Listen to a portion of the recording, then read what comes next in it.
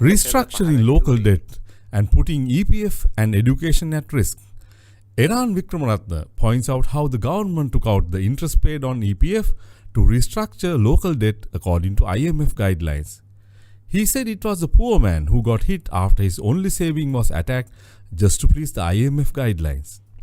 He says even the president receives a house, a salary, 3 cars and adequate fuel, plus the salary of a secretary as long as he or she lives thanks to the taxpayers. He urges the Auditor General to further investigate the total package given to retired presidents, and that includes the recently ousted President Gotabaya Rajapaksa. For instance, if a permanent employee loses his job, what rights does that individual have according to the labour laws of Sri Lanka? He asks on behalf of the common man who is facing this interest cut on EPF. SJB is asking about the policy decisions of the government as a responsible political opposition to safeguard the interest of the working masses who are now left without a voice to challenge the drastic decisions of the government. Apart from the EPF attack, the government is not addressing the higher education fund allocation problem, which was debated for the past 6 months in Parliament, he said. He said all parties agreed to raise the allocation of funds for higher education from 1.5% to 3% of GDP, but then again, one parliamentary representative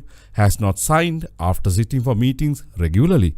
Harini Amarasuriya, representing NPP, is that one person who is not willing to sign this document signed by all parties, he lamented. He went on to say that in 1960s, the allocation for higher education was 4 to 5% of GDP, but unfortunately, in 2023, it is lowered to 1.5%. He said that SJB wants this to be lifted back to 3% of GDP to meet the current requirement. He said what was once proudly called free education system was renamed Government Education Program, and the fund allocation being reduced to help only a smaller segment of students, thus depriving 170,000 university qualified students who should rightfully get university education.